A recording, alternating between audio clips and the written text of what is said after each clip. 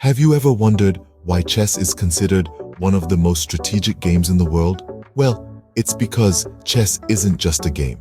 It's a sophisticated dance of the mind, a battlefield where wit and strategy are the weapons of choice. The basic objective is simple yet profound: to corner the opponent's king, a state we call checkmate. Imagine two kingdoms at war, each with its own army, each with its own set of rules. In this battlefield, the king is the heart of the kingdom. Protect it at all costs, for if it falls, the game is over. But remember, each piece has a role to play, each with its own power and movement, each a crucial part of your strategy. Mastering chess is like learning a new language, one that speaks of patience, foresight, and tactical acumen. Now, to master this game, one must first understand the chess pieces and how they move. At the heart of the game are the king and the queen, the most vital pieces on the board. The king, though not the most powerful, is the most important. It can move one square in any direction, forward, backward, sideways, and diagonally. But remember, each player only has one king, and if you find yourself in check, you must move out of it on your next turn. Now, let's talk about the queen. She's the powerhouse of the board, unrestricted in her movements. The queen can move any number of squares along a rank, file, or diagonal. This gives her the ability to control more squares than any other piece. And unlike the king, the queen can put the opponent's king in check. Remember, the game's objective is to protect your king while trying to checkmate your opponent's king. So, use your king and queen wisely, and they could lead you to victory. The bishop and knight, two pieces that move in unique ways. Let's dive right into their movements. First up, we have the bishop. This long-range piece can move any number of squares, but only diagonally. Picture it dancing across the board, gracefully sliding from one corner to the other.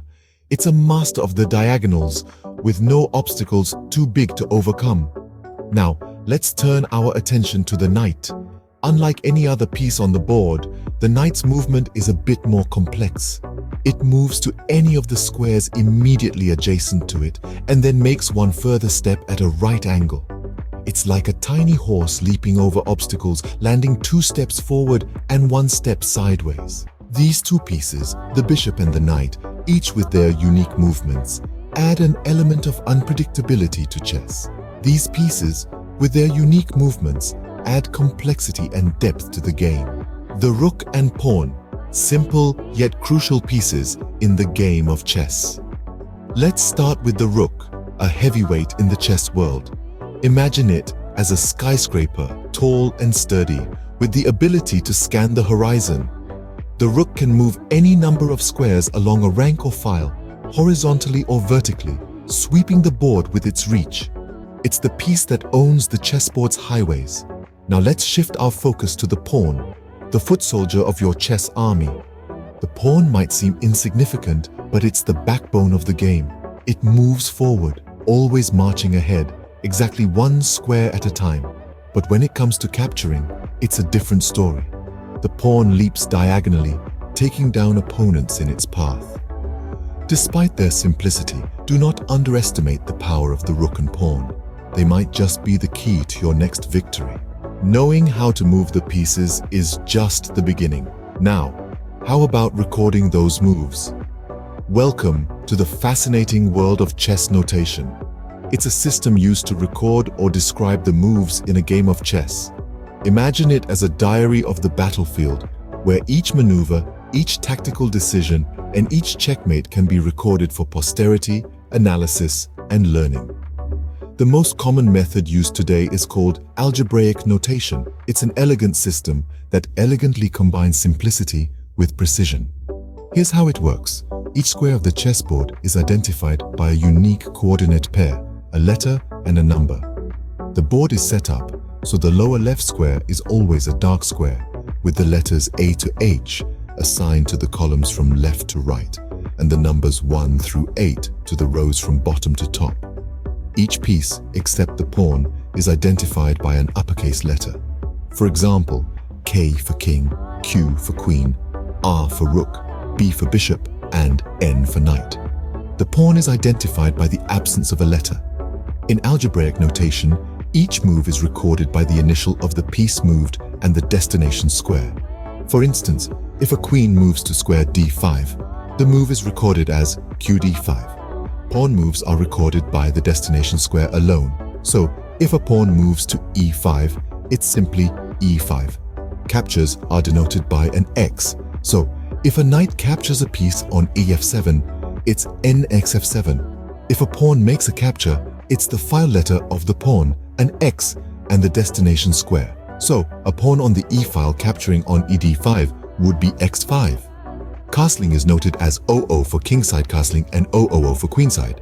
And let's not forget the check plus and checkmate hash symbols.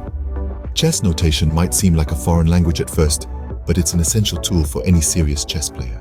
You've learned the basics, but what does it take to become a grandmaster?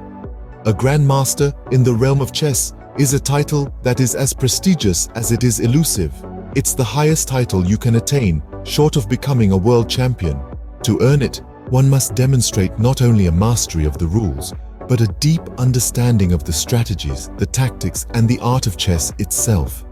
Being a grandmaster is not about memorizing moves. It's about understanding the game in its entirety. From the opening moves to the end game, it's about seeing the chessboard not just as a battlefield, but as a world of infinite possibilities. It's about predicting your opponent's moves and planning your own several steps ahead. But how do grandmasters do it? How do they see the game in a way that others do not? The answer lies in the positions. A chess position is the arrangement of pieces on the board at any given point in the game. Grandmasters study these positions extensively, learning to recognize patterns, anticipate moves, and formulate strategies. There are countless positions in chess, each with its own unique dynamics and possibilities. Some positions are aggressive, demanding a swift and decisive action. Others are defensive, requiring patience and careful planning. Some positions are balanced, with both players having equal chances.